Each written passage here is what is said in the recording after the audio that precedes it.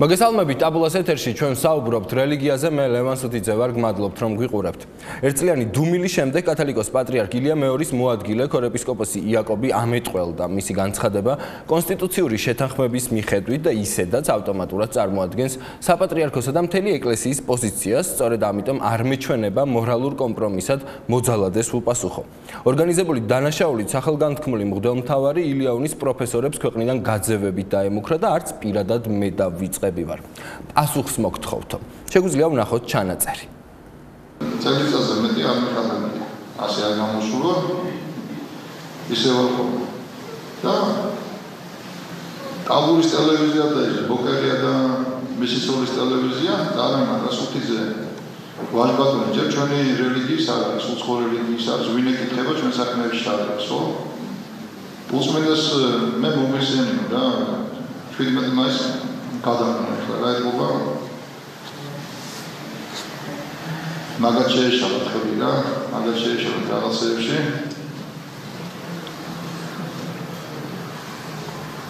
როგორ ისევიან და რასაც გვაბრალებს ანდახე ერთხელაც იქნება და ჩვენს მოვთქვათ პასუხს მისი მაღალყოვლად უსამღვდელოესობა პირადად მე და ამ გადაცემას არაერთხელ გამოგხმაურებია ჯერ ჩემი რესპონდენტი მართლმადიდებელი სასულიერო პირები მონათლა მოსყიდულებად და აქ მოსვლა აუკრძალა, ახლა კი პირდაპირ დამემუქრა. წარსულში უკვე ვუპასუხე, რომ გადაცემაში მოსვლისთვის ვინმეს მართლაც ფულს რომ ვუხდიდე, ეჭვი არ არის, რომ ქორეპისკოპოს იაკობს სტუდიიდან ვერ გავაგდებდი. მე კი არც მაქვს და არც ვიხდი. მაგრამ აი ვინც ხალხის ფულით ნაყიდ ლენდ კრუიზერს, ქონებასა და რეზიდენციებს იჩუქნებოდა და იჩუქნება, იმის მორჩილება ქორეპისკოპოსს ძალიან უყვარდა და უყვარს. რაც შეეხება ახლანდელ მუქარას, დიახ, თქვენო მეუფება, მე თქვენი რელიგიის არ ვარ. მინავლებული რწმენის მიუხედავად თავი მართლაც ქრისტიანი მგონია, რასაც თქვენ ვერავინ დაგაბრალებთ. ვიღაც ჭკვიანმა როგორც ჩანს გირჩიათ, რომ მთელი წელი ხმარ ამოგეხოთ, ახლა კი კვლავ გამოჩნდით და საქართველოს მართლმადიდებელი ეკლესიის ჩემ და სამწუხაროდ სავალალო მდგომარეობა კვლავ საჯაროდ გამოფინეთ. მე გირჩევთ, რაც შეიძლება მეტი ილაპარაკოთ, არავინ იმაზე დიდ სამსახურს არ უწევს ქვეყანაში კრიტიკული აზროვნების ჩამოყალიბებას, ვიდრე თქვენ. შესაძლოა ჩემი მხრიდან გულუბრყვილოდ მოგეჩვენოთ, რადგან ძალადობა სწორედ ის არის, რაც თქვენ ნამდვილად შეგიძლიათ, მაგრამ უვიცი და ზნეობრივად გაკოტრებული ანაფორიანი ხელის ბიჭების არასდროს მეშინოდა და არც ახლა მეშინია. თქვენი მუქარა მხოლოდ გაამრავლებს კრიტიკას, მოგიწევთ შეეგუოთ ფაქტს, რომ ამ ქვეყანაში თქვენს ძალაუფლებას დააბალანსებენ და მოვა დრო, თქვენი ძალადობაც დაისჯება.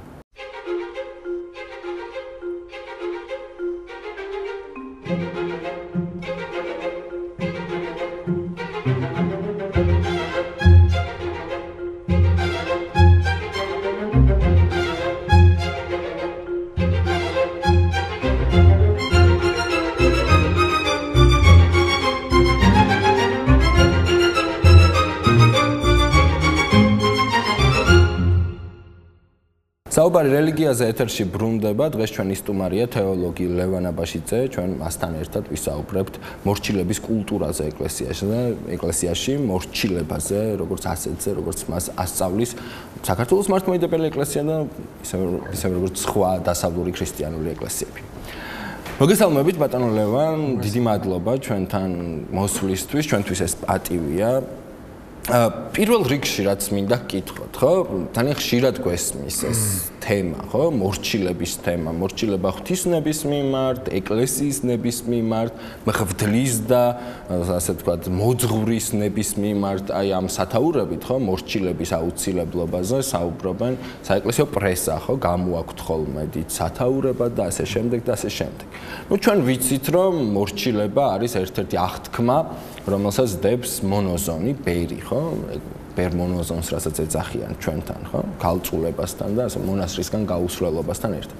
მაგრამ აი ჩვენ აი ამ კონტექსტში გვაინტერესებს უფრო საერო თვალსაზრისით ეს რას ნიშნავს? აი თქვენ მოგცემთ ნებას, რომ აი აირჩიოთ, საიდან დაიწყოთ ეს ღვთისნების მორჩილება განმარტოთ ჯერ თუ აი ამ მოძღვრის ნების მორჩილება. ხო, მეც მადლობას გიხდით მოწვევისთვის.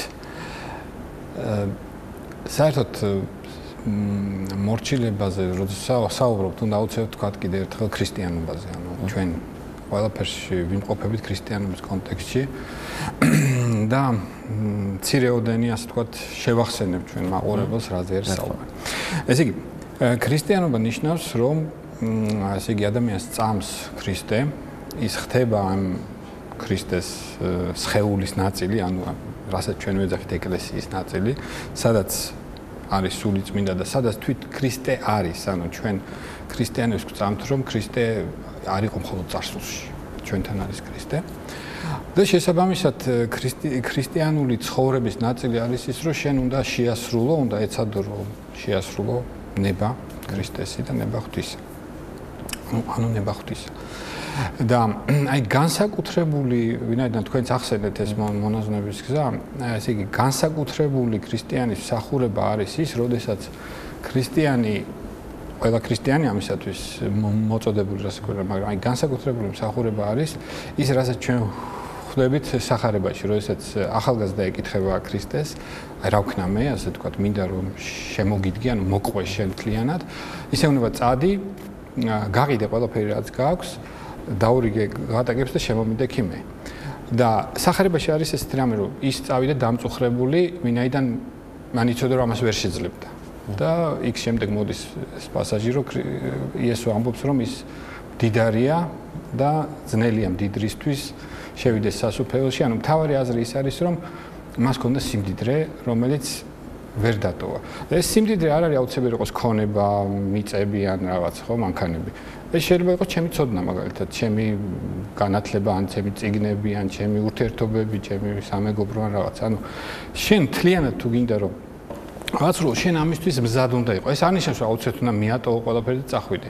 შეიძლება ეს არც იყოს საჭირო, მაგრამ შენ მზად ყოფნა უნდა გქონდეს რომ ყველაფერი მიატოვო და შეუდგე ქრისტეს, აღასრულო ღვთის ნება. ამიტომ თვითონ ეს კულტურა, რასაც თქვენ ამბობთ, მორჩილების კულტურა, ეს რასაკვირველი არის სწორედ აი განდეგილებიდან დაიწყო ეს, ვთქვათ, ანტონი დიდი და მე მინდა თუ დრო გვექნება ანტონი დიდიც ვისაუბროთ, მაგრამ ანტონიმდეც იყვნენ განდეგილები, ანუ ის ადამიანები და მოწამეები, იმიტომ რომ თქვენ იცით რომ მეორე და მესამე საუკუნეში ძირითადი, ასე ვთქვათ, მაქსიმალური მსახურება იყო მოწამეობა. მოწამეები და განდეგილები, რომლებიც სრულად, ასე ვთქვათ, აღასრულებდნენ ქრისტეს ნებას და იქ სწორედ ჩამოყალიბდა ეს კულტურა, როდესაც შენ გინდა აღასრულო მთლიანად ღვთის ნება და ეს ღვთის ნება უნდა გამოგეცხადოს რაღაცნაირად, ხო? ეხლა ყველა ხო არ არის აბრაამი, რომელსაც ღმერთი პირდაპირ გამოეცხადება და იყვნენ ესეთი განსაკუთრებული მასწავლებლები, მოძღვარი მასწავლებელი, რომელსაც ჰქონდა განსაკუთრებული ნიჭი, რომ დამოძღვრა, ანუ წაიყვანოს ამ გზაზე მეორე. და როდესაც ამ შემთხვევაში იყო ესეთი განსაკუთრებული მსახურება, როდესაც ის მთლიანად აბარებდა თავის ნებას აი ამ მოძღვარს. რასაკვირველია იგულისხმება, რომ ამ მოძღვრის გზით, ვინაიდან მას განსაკუთრებული ნიჭი აქვს, და ეს არ არის ნიჭი, რომელიც აქვს ნებისმიერ მღვდელს. კუთხევიდან ავტომატურად არ აბიეცდება. ანუ განსაკუთრებული ნიჭი, შეუნდა ჯერ გამოარჩიო ესეთი მოძღვარი, ისე პირველივე მოძღვარს კი უნდა ჩააბარო თავი, გამოარჩიო მოძღვარი, შემდეგ ჩააბარო და ასე თქვათ, აღასრულებ მის ნებას, გწამს რა რომ მისი გზით შენ იღებს სწორედ ღვთის ნებას. იმიტომ რომ ღმერთი არის ეკლესიაში და ღმერთს სწორედ ეს ნიჭი და ეს უნარი და ეს მადლი მიცემული აქვს ამ ადამიანს. ეხლა როდესაც ეს ჩვენ ეს განსაკუთრებული მსახურება, რომელიც არის მორჩილება, გადმოგვაქვს ჩვეულებრივ სადაგ ცხოვრებაში, ჩვეულებრივ საერო ცხოვრებაში, ხშირად სამწუხაროდ ბევრ სიმახინჯეს ხვდებით, ხო? სამწუხაროდ ხდება ის, რომ თვით მოძღვრებსაც არ ესმით ესა და ძალიან ბევრ ამას იღებენ თავის თავზე, რომ ასე ვთქვათ, მთლიანად იწყებენ, ასე ვთქვათ, მთლიანად ცხოვრების, ასე ვთქვათ, თავის მრევლის წარმომადგენლის, ერთ-ერთი ქრისტიანის მთლიანად მისი ცხოვრების, ასე ვთქვათ, მართვას და მეორე მხრიდანაც, ანუ თვითონ აბარებენ მთლიანად თავის ცხოვრებას ის, რაც რასაკვირველია არ არის სწორი, იმიტომ რომ ყველას არ აქვს ეს მადლი. ანუ მოდით ესე ვთქვათ რა, ნებისმიერ მღვდელს აქვს მადლი მართლმადიდებლურ ეკლესიაში აღასრულოს საღვთო ლიტურგია მაგალითად, რომელიც არის ჩვენ ვიცით რომ ეს უდიდესი რამ არის საერთოდ და რასაკვირველია ღვთის გამოცხადება დიდი, მაგრამ ეს არ ნიშნავს მწვერვალი. ხო, მას შეუძლია ნებისმიერ, ჩვენ იმაზეც კი არის, აი ცოდვილი რომ იყოს მაინც ასრულებს და მე მაინც ვიღებ ამ უდიდეს საიდუმლოებას. მაგრამ ეს არ ნიშნავს, რომ ავტომატურად მასვე შეუძლია რომ დამარიგოს მე ყველა საკითხზე და მეც არ უნდა მივიდე მასთან და არ უნდა ვკითხო ყველაფერი, ასე ვთქვათ. ეხლა აი რაღაცნაირად ხომ არ გავს ეს აი სწორედ აი ამ სამონაზნო ტიპიკონის შემოჭრას ერში. გავს. აი მაგალითად ჩვენ ვამბობთ რომ მარხვა ხო ჩვენ ვიხედებით საეკლესიო წიგნებში. მარხვა არის ვთქვათ იქ წერია ვთქვათ ხსნილი ზეთითა და თევზით ვთქვათ ხო? მაგრამ ის მონაზვნებისთვის არის დაწერილი. ანუ საერო წესები და საერო ის მთლიანად თითქმის დაკარგული, ანუ ერი როგორ მარხულობდა, ერი როგორ ლოცულობდა ასე შემდეგ. სამწუხაროდ ეს აი როდესაც მოხდა ეს აღდგენა, ვთქვათ თქვენიცით რომ ეს საკმაოდ ბნელი საუკუნეები გამოიარა აღმოსავლეთ ეკლესიამ. მე-19 საუკუნეში მე-20-ში როდესაც ეს აღდგა, სამწუხაროდ ბევრი რამე ჩვენ მონასტრებიდან ავიღეთ, იმიტომ რომ იქ იყო შემორჩენილი. მაგრამ ეხლა ძალიან აბსტრაქტული რო არ იყოს, მაგალითად საბერძნეთში თქვენ თუ წახვალთ, იქ არის ორი ტიპის მღვდლები. ესე იგი, ერთი ტიპის მღვდლები არის ეგრეთ წოდებული საერო მღვდლები, სიტყვა კოსმოსიდან მოდის, რომლებიც ატარებენ ყველაფერს, წირვას, ლოცვას რაღაც, მაგრამ მათ არ აქვს ეკლესიას არ აქვს მათთვის მიცემული ის იყოს მასწავლებელი. და მეორე არის სწორედ სულიერი მასწავლებელი, რომელსაც განსაკუთრებული მადლი აქვს, დამოძღვროს, მიიღოს ღრმა აღსარება, უბრალოდ აღსარება კი არა, ისეთი ვთქვათ, რომ ისეთ შეიძლება წელიწადში ერთხელ ან ორჯერ მიხვიდე და მოინანიო აღსარება, რომელსაც მოყვება შემდეგ, შეიძლება დარიგებაც მოყვეს და ასე შემდეგ. და თქვენ წარმოგიდგენთ, ეს შეიძლება ქალიც იყოს და კაციც. აი ჩვენ ხშირად საყვედურობენ თქვათ კათოლიკებსაც და მართლმადიდებლებს, რომ თქვენთან ქალის ვლობა რა არის. ჩვენთან მეტი არის კიდე. ქალს უფრო მეტი ისიც კი აქვს, ანუ თქვათ დამოძღვრის და მოციქულების მადლი არ არის ნაკლები ვიდრე სამღვდელო მადლი, ხო? ამიტომ ეს სულიწმინდა სადაც უნდა იქ სუნთქავს, ანუ შეიძლება ეს იყოს ქალი, შეიძლება ეს იყოს მამაკაცი, შეიძლება ეს იყოს ну, თუ მამაკაცია როგორც წესი ეს არის, რასაკვირველია ამავე დროს მოძღვარიც არის და ალბათ ბერმონაზონიც, მაგრამ მე კიდევ ერთხელ ვამბობ, რომ ამის ავტომატურად გადმოტანა საერო ცხოვრებაში სამწუხაროდ ბევრ სიმახინჯეს აჩენს. უფრო შორს რო წავიდეთ, ხო? ანუ არსებობს იერარქია, მოდი ასე ვთქვათ, ხო? ჩვენ ვიცით, რომ აი სამოციქულო ჯაჭვი, რომელსაც ვაღიარებთ, არის მოციქულთა მემკვიდრეობა, ხო, რომელიც აღსრულდება ეკლესიაში. ანუ ეს იერარქია დადგენილი, ну, აღმოსავლურ-დასავლური ტრადიციული გაგებით, არის სწორედ აი ფესვიდან მომდინარეობს, ხო, რომელიც ქრისტემ ჩაყარა და ასე ვთქვათ, მოციქულებზე ამოიზარდა რა. და აი ეს ხალხი, რომლებიც აი აქ დგანან და არსებობს მრევლი, ხო, ადამიანი, რომელიც მათ ეურთიერთება. ცალკე აღებული მათ გარანტია იმისა, რომ ეს ადამიანები რაიმე ჭეშმარიტების გარანტები არიან, არ არსებობს, ხო? არსებობს, ანუ მაინც შინაარსობრივად პირადად ადამიანმა უნდა განსაზღვროს რა არის მართალი და რა არ არის მართალი. მაგრამ არსებობს ასეთი დამოკიდებულება, რომ აი კონკრეტული მღვდელი, კონკრეტული ეპისკოპოსი როდესაც გადაგებს, ის არის სრული ჭეშმარიტება, იმიტომ რომ მან უკეთ იცის, ხო? იმიტომ რომ ის წარმოადგენს რაღაც ინსტანციას, რომელშიც ღმერთი ლაპარაკობს და აი ამ აქ დაბნეულობა შემოაქვს მე შემდეგ იმას თუ ვინ ლაპარაკობს ჭეშმარიტებას, როდესაც აზრი ორად იყოფა, ხო? და ადამიანები, რომლებსაც კატეხიზაცია არ გაუვლიათ, ხო, და ასეთი ბევრია საქართველოში. უბრალოდ ფიქრობენ, რომ იცი რა, მოდი მე დავემორჩილები იმას, ვინც ჩემია, ვინც უკვე ავირჩიე და შესაბამისად აი ხდება ხოლმე განყენება იმ მოძღვრისაც და იმ მღვდლისაც და რაღაცების დაბრალე მარკირება, ხო, რომ იმს მან გადაუხვიან რაღაც მოხდა და ხოლო ჩვენ ვართ მართალი. აქედან იბადებიან ესეთი მიკრო, როგორ ვთქვა, ხმამაღალია, მაგრამ მიკროსექტები ეკლესიის შიგნით, რომელიც მორჩილებენ მხოლოდ მის მოძღვარს, ხო? აი ეს რა ფენომენია და აი როგორ უნდა გაუმკლავდე ამ ყველაფერს, იმიტომ რომ ერთი მხრივ თავად ეს იერარქიაც არ არის ჭეშმარიტების გარანტი, მეორე მხრივ აი ასეთი დამოკიდებულება არსებობს მოძღვრის მიმართ, სად არის გამოსავალი, სად არის ის მყარი დასაყრდენი, რომელსაც ფეხს დადგავდა არ ჩაგივარდება. რა ვიცი, მე მგონი თავარი აზრი ისე რომ დასაყრდენი არსად არ არის, ანუ საბოლოო ჯამში არის შენი თვითონ სინდისი, შენი უნარი გაარჩიო, ბოროტი და კეთილი და ჩვენ ვიცით რომ ეკლესიაში ყოფილან დიდი მამები ყოფილან, რომლებიც ერთმანეთთან დაუგდნენ, ხო? და ეხლა ორივე წმინდანათაც არის შერაცხული. ამიტომ ერთის მხრივ ეს ყოველთვის იქნება ეს სრული ერთსულოვნება, ერთიანობა შეუძლებელიც არის ამ სოფელში. მაგრამ რო დაუბრუნდით ამ ჩვენ საკითხს, ახლა რასაკვირველია ის, რომ მღვდელი ყოველთვის მართალია, ახლა მე ამაზე წინაზე საუბრობდი და ახლა წამოდი, ეს რასაკვირველია არ არის სწორი. უბრალოდ არ არის სწორი. ახლა საიდან მოდის ეს ყველაფერი? ჩვენ მოდი ავიღოთ ჯერ სამღვდლო მსახურება, ხო? მერე გადავიდეთ წინასწარმეტყველის მსახურებაზე. ანუ მოძღვარი, რომელიც ჩვენ გმოძღვრავს, ის უფრო წინასწარმეტყველის ნიჭი აქვს მას. ანუ წინასწარმეტყველი რა არის? ღმერთთან მისთვის ვლაპარაკობ, რომ თქვა წარუძღვე რაღაცას, ხო? ესე იგი, ეს უფრო წინასწარმეტყველი. მოდი ახლა ღუდლის მადლზე თქვა, ხო?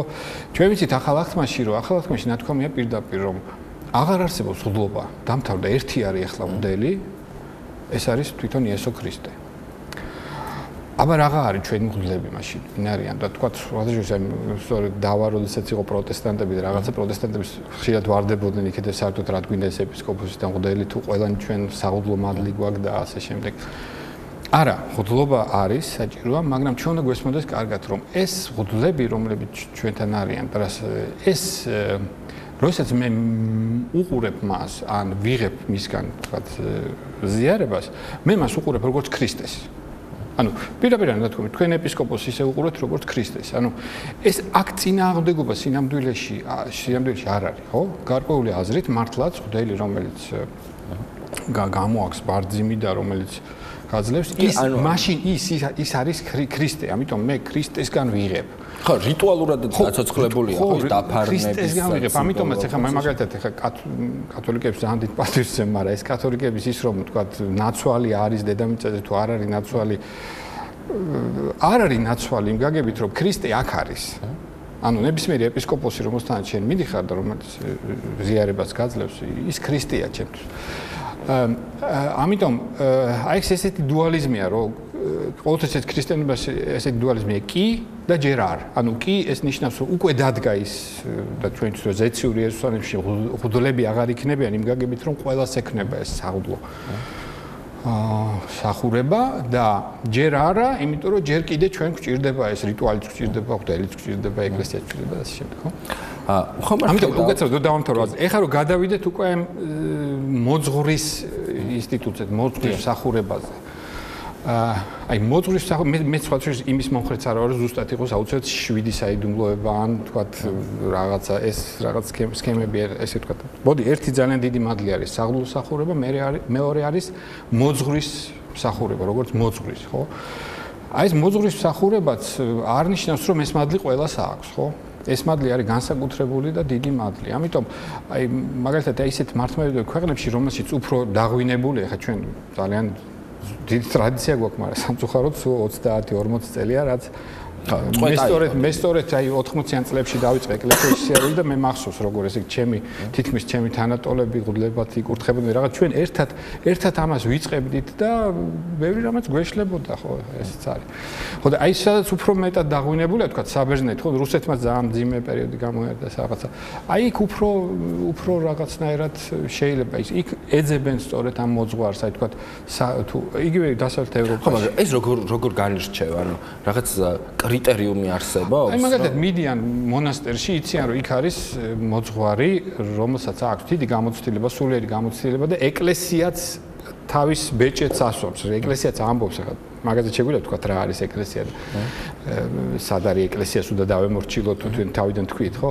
მაგრამ აი თქვა მე ვიცი რომ იქ არის ის მოძღვარი, მე ვიცნობ მას გავედ და თქვა წელიწადში ერთხელ ჩავდივარ და მართლა როდესაც მე მინდა ჩემი ცხოვრებისეული რაღაც ძალიან მნიშვნელოვანი რაღაც ვკითხო ან მნიშვნელოვანი ცოდვა მოვინანიო თქვათ ან რაღაცა ხო მე იმასთან მივდივარ მე კი არ მივდივარ პირველივე მოძღვართან ან იმ მოძღვართან რომელიც მე მომწონს და რაღაც კი რომელიც ჩემ რეულში დავდივარ და იქ ჩემი მოძღვარი მაგრამ იმასთან მივდივარ სწორედ აი სულიერი რასაც ნიშნავს სულიერი წინამძღოლობა ანუ სულიერი გაძღობა ან სულიერი დარიგება. ეს აჩენს манипуляციების რისკებს და ჩვენ ასეთი ბევრი გქონია, ხო? აღიარებული რომელიღაცა მოძღვარი ძალიან სწრაფად გადაქცეულა ადამიანად. უკაცრავად რომელსაც ქრისტესთან კი არ მიყავს ხალხი, საკუთარ თავთან მიყავს. რასაკვირველია. ამიტომ ვამბობ, რომ თუ არსებობს რაიმე კრიტერიუმი საეკლესიო თვალსაზრისით, რომელიც დაადგენდა რომ აი ის ადამიანი, რომელსაც შესაძლოა აღიარებაც ბევრი ჰქონდეს და ის ეკლესიის ბეჭედიც, არის თუ არა მართლაც ღვთისმიერი, ხო?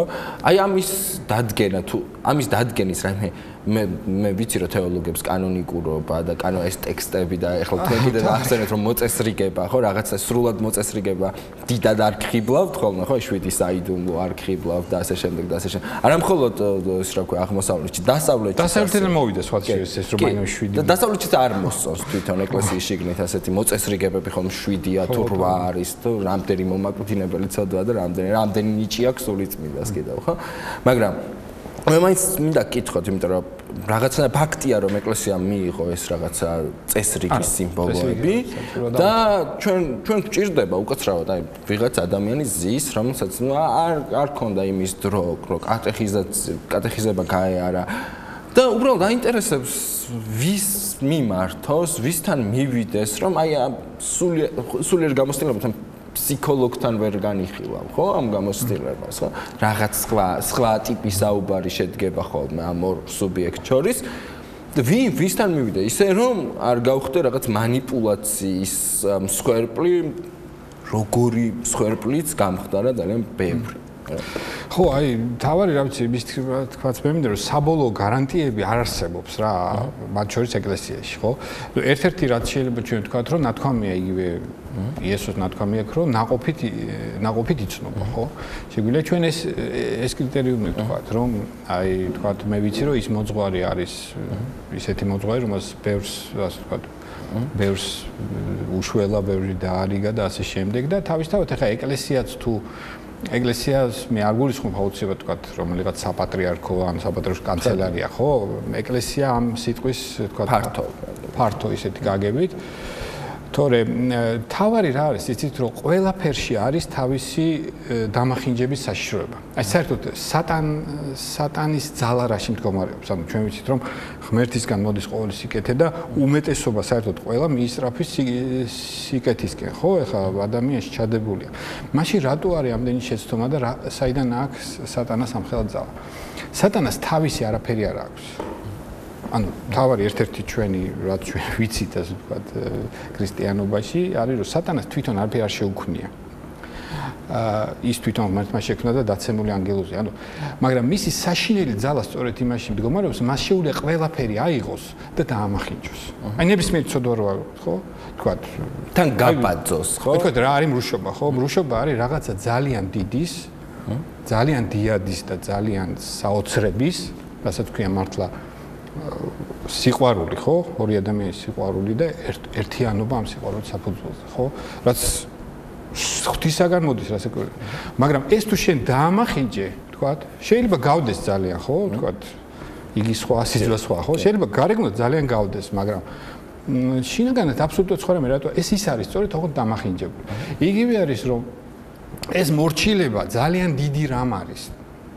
ძალიან დიდი რამ არის, როდესაც შენ მართლა ღმერთს ემორჩილები, მთელი შენი თავისუფალი ნებით, უდიდესი შენი ნების შეიძლება დაძაბვითაც და ასე თქვა, დიდი გადაწყვეტებით, შენ უმორჩილებ ღმერთს. ეს არანაირად მონობა არ არის. მაგრამ ესეც შეიძლება დაამახინჯო, ეს კი არა, ეს რო დაამახინჯო, მიიღებს საშინელებას. რა საშინელებას? ესე იგი, ადამიანი, რომელიც აბარებს თავის ნებას სხვა ადამიანს, ის თავისუფლდება, აი თავისუფლებისგან გაქცევა ხო არსებობს ესეთი ტერმინი წიგნებიც არის ეს. თავისუფლებისგან მირბის და ძალიან კომფორტული მდგომარეობა, ეს არის მონის, სწორედ აი მონის კომფორტი, ხო? რომელიც თქვათ შენ მაგიერ ჭამენ, ხო? ხო, აღარ ფიქრობ რა, აღარ ფიქრობ. აღარ გინდა შენ გაამართლო, რატო ხარ თქვათ, რატო წარმატებას ვერ მიაღწიე, ან რატო ხარ ესეთი, მონახარ რა, თქვათ. კაჭმენ გასმენ, ხო? ანუ შენ აბარებ შენ რამას სხვა ადამიანს და ის ადამიანი კიდე რასაკვირველია თავის პატიმოყვარეობას და იმას იქ მაყოფილებს, იმიტომ რომ აგერ რამდენიმე ადამიანმა ჩააბარა თავისი არა მარტო სხეული, არამედ სულიც კი. ნუ ეს არის ძალიან დიდი, ასე ვთქვათ, ცთუნება შეიძლება ესე ითქვას და უნდა მე მგონი უნდა ყველა ეცადოს რომ ამას ასე ვთქვათ, გადაურჩეს. რატომ ხდება ისე და თქვენ ამჩნევთ თუ არა ამ ტენდენციას, რომ სწორედ აი ამ მორჩილებაზე კეთდება ყველაზე დიდი აქცენტი, ხო? ეკლესიას აქვს ძალიან ბევრი ასე ვთქვათ, ეკლესიას სუფრა, სათნოება. შეხვდებით ძალიან თავმდაბლობა მაგალითად. თავმდაბლობა და ასე შემდეგ და ასე შემდეგ, ხო? და ჩვენ მომეტებულად, საერთოდ მე მახსოვს ახლა, ხო, პოსტსაბჭოთა ბავშვობა მქონდა და მოვასწარი მეც ეკლესიაში ასე ვთქვათ. მე მახსოვს რამხელა აქცენტი კეთდებოდა ყოველთვის აი ამ მორჩილებაზე. და მორჩილებაზე არა რაღაც სწორედ ისე, როგორც თქვენ ამბობთ, რა ნების თანხმედრაზე, არა ეს მოძღვარი, რომელიც ჩვენ გელაპარაკებოდა, კი არ გელაპარაკებოდა როგორც მეგობარი, ხო? ან კი არ გელაპარაკებოდა როგორც თანამოაზრე, რომელსაც ჩვენთან მოჰქონდა რაღაც უფრო დიდი, ვიდრე თავად იყო, ხო? ანუ გელაპარაკებოდა როგორც ძალაუფლების მპყრობელი, რომელიც ზის ტახტზე და მოითხოვს შენგან მორჩილებას. და ნუ ამას ძალიან ბევრ გამართლებას უძებნიდნენ ხოლმე, ხო? ერთი იყო ის, რომ აი შეიძლება შენ მოძღვარი გწდის, ხო? შენს ნებას არკლევს და იძიებს ამ ნებას, მაგრამ წინამძღოლში ყველაფერი ძალიან ხშირად იყო ხოლმე ძალიან მარტივად. ვიღაც ადამიანს ვინ უნდა და ვიღაც ემართა პირადი სარგებლის ან სხვაგვარი სარგებლის მიღების მიზნით, ხო? და ისეთი შემთხვევა იყო ძალიან ხშირად და არა მხოლოდ მართლა კონკრეტულ კონფესიას არა მე ვთქვი შეიძლება საუკეთესო ამითი რა ქვია საუკეთესო იმითი განზრახვით შეიძლება თქვენ ამბობთ ხა უმეტესწილად ეს განზრახ ადამიანი ბოროტებას არ ჩადეს ხოლმე რა უმეტესწილად მას გონია რომ კარგ საქმეს აკეთებს ანუ მაგალითად მეც მქონია ეს რაღაცა თქვა მისვარ მოძღვართან და ну რაღაც პერიოდში რომ აი თქვა რა ვქნა სახში რემონტი გავაკეთო თუ არა სიტყვაზე ვამბობ რა გამიგია ესეთი შემთხვევები და მოძღვარი იმის მაგალითად რომ თქვას რომ ეხა რა ვიცი შენ დაფიქსდი და ესე ჩვეულებრივ ნორმალურად ამაში არაკომპეტენტური ვარ ის ჭკვიანური სახით და გამომეტყველებით და ესეთი რაღაც სულიერი გამომეტყველებით ცდილობს რომ გიპასუხოს რაღაცა ხო და რას ამბობენ ეკლესიაში რომ შენ თუ დაუჯერებ მოძღვარს და ჩაგეთვლება მაინც ხო ანუ სათნოებაში ღვთისათნოების ჩაგეთვლება მაგრამ შეიძლება არც ჩაგეთვალოს იმიტომ რომ ღმერთმა ჩვენ გონება იმისთვის არ მოგცვა რომ ეს გონება სადმე შევინახოთ ხო ანუ გონება იმისთვის მოგცვა რომ ეს გონება გამოვიყენოთ ხო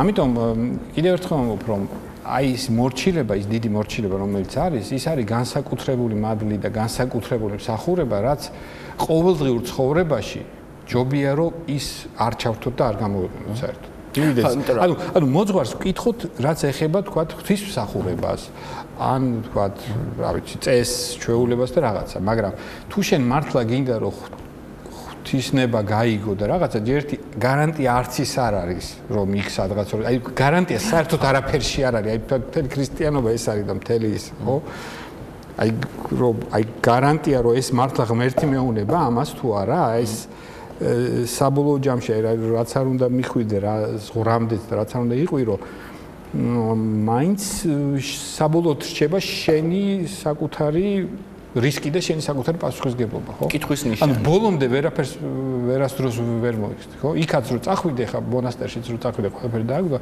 ხო ეს ძალიან ცნობილი დადგები იქაც ის როდესაც შენ თვითონ უნდა გააკეთო რაღაც არჩევანი რომ გამოიცნო რომელია მართლა სიკეთე და რომელია ის ღვთისნება რომელიც შენ დაასრულე. ერთი არის, როდესაც ადამიანი განწყობილია იმისკენ, რომ საკუთარი ნება დაუტევოს, ხო? იმიტომ რომ უწყის რა, რომ ეს ნება არის მიდრეკილი ცოდვისაკენ, ხო? როგორც ამბობენ ხოლმე, მას ხელი შეუშალოს და გადააბაროს უფრო გამოცდილ, ასე ვთქვათ, მოთამაშეს, ბრძანებელს, რომელიც ამ ნებას რაღაც უკარნახებს რაღაცას.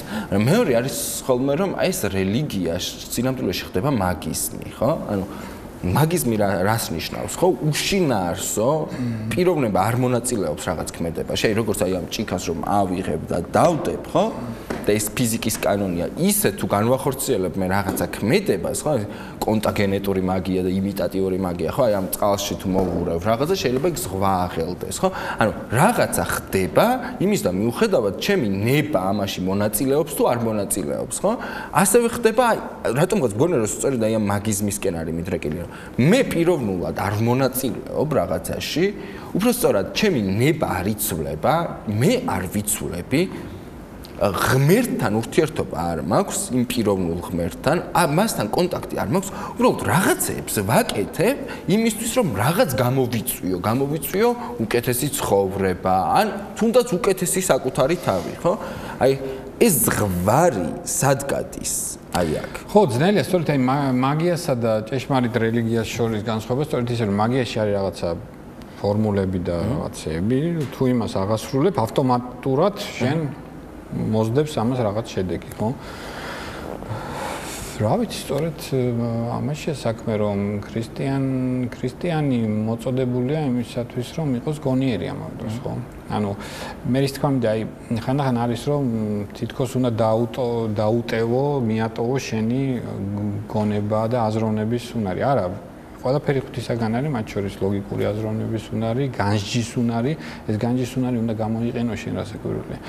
და ნების დატევება, ხო, რასაკვირველია ეს ერთ-ერთი ის არის, მაგრამ ამაშიც საჭიროა გონიერი მიდგომა. ხომ არ ფიქრობთ, რომ და ჩვენ ანუ გადაცემა დასასრულისკენ უნდა წავიყვანოთ. ხომ არ ფიქრობთ, რომ ყოველთვის იქნება სასულიერო იერარქიისგან ცდუნება, პოლიტიკური თეოლოგიის კონტექსტში მინდა განვიხილოთ, ხო? არსებობს რაღაც სათნოებები, არსებობს რაღაც სწავლებები, დასავლეთში და აღმოსავლეთში, პროტესტანტებშიც, მართლმადიდებლებში იერარქიზებულია ეკლესია, არა იერარქიზებულია და სამოციქულო სუქცესიას ატარებს უბრალოდ ადმინისტრატორი ყავს, ხო? რომელსაც რაღაც სახელი ქვია, ხო? ყოველთვის არსებობს ცდუნება იმისა, რომ რელიგია გამოყენებული იქნას პოლიტიკური თამაშისთვის, რომელიც აწყობს აი ამ იერარქს ან იმ ადამიანთა ჯგუფს, რომელსაც ეწოდება იერარქია, ხო? და აი ამ მომენტებში, როდესაც აი ამ სუფრაზე ძალიან ბევრი რამე აწყვია, ხო, მათ შორის მორჩილება, მათ შორის თავმდაბლობა, მათ შორის სიყვარულის ასოება და ასე შემდეგ და ასე შემდეგ, ეს მოზაიკა გადათამაშდება ხოლმე ისე, როგორც გვაწყობს და მახინჯდება, ხო? და ეს არის ძალიან დიდი ცდუნება საეკლესიო იერარქიის მხრიდან აქციოს ღვთის სწავლება გამოიყენოს პოლიტიკური მოტივებით, ისე რომ ის შეცვალოს. სწორედ აქ მინდა და მეკითხე, რა განსხვავებაა მაშინ აი ამ ერეს, ანუ დამახინჯებულ ღვთის სახეს, დამახინჯებულ ღვთის სწავლებასა და იმ ერეს შორის, რასაც ოფიციალურად ეძახიან ხოლმე, ხო? ერეს, რაღაც დოგმატების ცვლილებას. რომ საბოლოო ჯამში ხომ, აი ეს ამ სწავლების მიმდევრობა ჩვენ რომელი სწავლების? აი მაგალითად, როდესაც შენ გეუბნები, რომ მე დამემორჩილე და შენ მას ემორჩილები. საბოლოო ჯამში შენ ხარ ამ ეკლესიაში, იმ ეკლესიაში, რომელიც მეც მიმაჩნია მადლმოსილად, ხარ აი ამ ეკლესიის წევრი. საბოლოო ჯამში გაივლის წლები, გაივლის ცხოვრება და შენ შეიძლება აღმოაჩინო, რომ საერთოდ არ იცნობდე იმას, ვინც ეს ეკლესია დააფუძნა, იმიტომ რომ მთელი ცხოვრება, რასაც აკეთებდი, იყო ერთი მღვდლის ნების აღსრულება. ამასა და ერეს შორის რა განსხვავება? არა, რა ვიცი, არ არის განსხვავება, ეს კიდევ ერთხელ ვამბობ, ანუ თავარი სიძნელე ამ ცხოვრების, რომელიც ჩვენ უნდა გავიაროთ. იმაში კი არ არის, რომ თქვა მე მომკიდებს ეშმაკი იტყვის და აი წამოდი რა ცოდვა რა კარგია რა. არა, არ წავალ. რატო წავალ? იმიტომ რომ არავის არ უნდა ცოდვა და ყოველთვის მორწმუნეს ყოველთვის უნდა იკეთე, მაგრამ სიძნელე სწორედ ის არის, რომ სწორედ იმას ამახინჯებს. და ეს არაერთხელ ყოფილა, რა თქმა უნდა, ხა დიდი ინკვიზიტორიდან დაწყებული, ახლა მაგათ გადავეკითხე რაღაც სტატიას წერ ლამბანო და ყაშას ისტორია. ხო, იქ გამოყვანილია, ზოგიერთს გონია, რომ აი რა ანტიმართლმადიდებლური ის არის, გამოყვანილი არის ეპისკოპოსი, როგორი ის არის, ხო? მაგრამ იქ ანტიქრისტია პრინციპში გამოყვანილი, ხო? ანუ ის არის ანტიქრისტე, რომელიც მოვიდა მოძღვრის იმაში, ხო? ჩვეულებრივი ამბავია, ეს პავლეს პირდაპირ აქ ნათქვამი, რომ ანტიქრისტე უნდა მოვიდეს და უკვე მოსულები არიან. ანუ ქრისტე რომ მოვიდა, აუცილებლად ნიშნავს, რომ ანტიქრისტეებიც მოდიან. რას ნიშნავს ანტიქრისტე? ბერძნულად. ანტე ნიშნავს მოწინააღმდეგეს, მაგრამ ამავე დროს ბერძნულ ენაში ის ნიშნავს სხვა ქრისტეს. ანუ ის რომელიც მოდის ქრისტეს სახელით და მაქსიმალურად ცდილობს რომ მიემსგავსოს ქრისტეს. ანუ და ჩაენაცვლოს ქრისტე. ანუ შენ რომ მას გაღვე, ხო? ანუ სწორედ ანტიქრისტეს ნიშნის არ მიღება და ეხლა რო არიან ყველა დაზაფრული და არ იქა ეს თქვა რაღაც ჩიპიანი ისა რა ჩიპიანი მეტი კი არ მოვა ანტიქრისტე. ანტიქრისტე სწორედ ესე მოვა რომ თქვა კონკრეტული მე არ მომბობ ანტიქრისტეს სიმბოლო ანტიქრისტეს მოვა სწორედ მოძღვრის იმით ხო შესამოსელში ან აი ეს არის ყველაზე უფრო ძნელი ამაში ხო და ამიტომ ყოველთვის აი განჟა ასე ვთქვათ არ უნდა მიატო შენ თვითონ უნდა გონებით განსაჯო და თუნც ჩააბარებ შენ თავს თლიანად ხო გეუბნებით ეხლა ძველად იყო ძალიან ესე პირდაპირ უწერია წმინდა მამებს ჯერ ბოლომდე გამოიწვია ვის აბარებ შენ ან გამოიკითხე ყველაფერი და აი როცა უკვე ჩააბარებ ამ მოძღვარს ხო მერე უკვე თლიანად მერე რო გითხრას რომ აი უკუღმა რაღაცა გააკე რაღაც სასწაული გააკეთე უკვე მერე ყველაფერში უნდა დაემორჩილო იმიტომ რომ მართლა შეიძლება ეს არის შენი ის მისი პირით მჟღავნდება მაგრამ ალბათ აქ მნიშვნელოვანია დამოკიდებულებაც ხო ანუ როდესაც შენ გინდა ვიღაცის პირიდან მოისმინო ღვთისნება ხო მაგრამ ეს ღვთის ეცით რა არის საერთოდ აი როდესაც ჩვენ ვლაპარაკობთ რაღაც სიტყვაზე აი ჩვენ ვლაპარაკობთ ღმერთზე ხო მაგრამ აი ვინ არის ღმერთი აი ახეთ როგორ არის აი მე მაგალითად ძალიან კარგი ურთიერთობა მაქვს ათეისტებთან რა ძალიან კარგი აი განსაკუთრებით დღევანდელ დღეში იმიტომ რომ ეს არიან როგორც წესი ძალიან პატიოსანი ხალხი და როდესაც მე ამ საუბარში შევდივარ მე ვამბობ რომ აი ეს ღმერთი ისინი რას ამბობენ ღმერთი არ არსებობს ხო მე ვამბობ რასაკვირველი არ არსებობს ანუ რა გაგებით არ არსებობს ის ღმერთი რომელიც შენ წარმოდგენაში არის რომ არის ღმერთი ხო ანუ ჩვენ იმისათვის რომ მე მათემატიკოს განათლებით ფიზიკოსიც ვარ ხო იმისათვის რომ თქვა რომ რაღაც არ არსებობს ეს რაღაცა უნდა განსაზღვრო ხო აი შენ როგორც განსაზღვრება გაქვს ღმერთის ის ღმერთი რასაკვირველი არ არსებობს მაგრამ მეცაც გეტყვით ის რა წარმოდგენაც მე მაქვს ღმერთის, ის ღმერთიც არ არის ჭეშმარიტი ღმერთი. ანუ ყველაზე ძნელი სახარებაში რა არის? ყველაზე ძნელი სახარებაში რა არის, რომ შეხვდნენ ღმერთს, ნამდვილ ღმერთს, ანუ მესიას, ну, თქვათ მესიას, ხო? ელოდნენ მესიას. და ის მესია არ დაემთხვა იმ მესიას, რაც მე მქონდა გონებაში, ხო? აი თქვათ ებრაელ ერზია ლაპარაკი, ხო? აი რამდენს წერენ ეხა რომ ანტიუდაურია სახარება. არანაირი ანტიუდაური არ არის, ძალიან ადამიანურია. ანუ ადამიანები ელოდნენ მესიას, მოვიდა მართლა მესია და არ დაემთხვა მას. და როგორ უნდა დაემთხვეს? იმ ჩარჩოებში როგორ უნდა ჩაეტიოს, როგორც მე მაქვს წარმოდგენილი. ამიტომ შენ უნდა მზად იყო ყოველთვის გადალახო შენი თავი, ყველაზე უფრო ძვირფასი რაც არის შენთვის. გადალახო იმისთვის რომ მიიღო ღმერთი უფრო მაღალ საფეხურზე. და ამ ღმერთს ალბათ უნდა ქონდეს კითხვები, ხო? იმიტომ რომ ღმერთი რომელიც სრულიად განჭვრეტადია, რაღაც თვალსაზრისით არ ფიქრობთ ხოლმე, რომ სუპერმეს ადიდებენ, ხო? სრულიად შეცნობადი არ არის ღმერთი, ეს არის ერთ-ერთი მთავარი ჩვენი თეოლოგიის რომ ღმერთი ბოლომდე შეცნობადი არ არის არავის მიმართ და არასდროს. ხო, მაგრამ აი ამ ადამიანებმა, კონკრეტულმა ადამიანებმა, მღვდლებმა, კათოლიკეებმა თუ მართლმადიდებლებმა ამ ნაწილმა, ხო, ამ ადამიანებს ზუსტად იცის, რატომ ხდება მიწისძვრა, ზუსტად იცის ეს ღვთისნება. და მაგაშია საქმე, რომ ეს უკვე ესე იგი შეცდომაში არიან. თუ მათ ყველაფერი ზუსტად იციან და მათ სწორედ, ასე იგი თქვა, წმინდა მამებს აქვს, თქვა, ნოსეს მარადის შენ თავზე მაღლა. ანუ შენ მარადის უნდა იყოს მზად, რომ დათმო შენი წარმოდგენა ღმერთზე იმისათვის რომ მიიღო ჭეშმარიტი ღმერთი და აი თქვათ იგივე ჩვენ რომ აი ასე უკვე მორჩილებას ეთანხმება უდიდესი რამე რაც რა ვიცი აი დღემდე ამაზე იწერება რომანები და ისა ხო ა ブラ ამის მიერ ისააკის სხვეპად შეწირვა ხო აი რა არის ეს ანუ ეს რა მორჩილება ეს რა მხელა იმიტომ რომ ფაქტობრივად რო დაუკვირდე შენ ხო ისააკში რა იყო ისააკში იყო არა მარტო ერთადერთი შვილი არამედ ისააკში იყო მთელი რწმენა. ანუ ა ブラ ამი არის ჩვენი რწმენის მოდი მაყურებლისთვის ეს ამბავი ცოტათი გავიხსენოთ, იმიტომ რომ შეიძლება ვერ გაიგო. ხო, ესე იგი ა ブラ ამი, რომელიც ასე ვთქვათ, ჯერტი აი ა ブラ ამი ვთქვათ, დაემორჩილა ღმერთს, ხო, ღმერთმა უთხრა გამოდი ქანაანის ხარ და ის გამოვიდა. ვინ იყო ეს ღმერთი, როგორ გამოიცხადა, რა სახით. მაგრამ მას წამდა ღმერთი და მათ შორის ღმერთსა და ა ブラ ამის შორის იყო ეს დადებული ეს აღთქმა, ანუ ფიცი ერთგულების, ანუ სარწმუნოებისა, რომ ესენი ერთმანეთის და ღმერთი დაპირდა, რომ შენ ეს თქვათ ჩაგეთვლება სიმართლეთ, რასაც შენ აკეთებ, რომ და შენი, ასე ვთქვათ, შენ შთამომავლობაში იკურთხება, ასე ვთქვათ, მთელი კაცობრიობა. ანუ შენი შთამომავლობა გამრავლდება როგორც ზეცაში ვარსკვლავები და ქვიშა და ასე შემდეგ. ანუ მთელი აბრაამის ცხოვრება ეს არის ეს ასე ვთქვათ მოლოდინი, ხო? და ღმერთი რომელსაც ყველაფერი შეუულია არ უჩდება ეს შვილი, ხო? უნდა გაუჩნდეს შვილი აუცილებლად ბიჭი სარასგან. არ უჩდება ეს ბიჭი. დაბერდნენ უკვე. სიბერეში გაუჩნდათ. ეხლა წარმოიდგინეთ რა არის მისთვის ისაკი.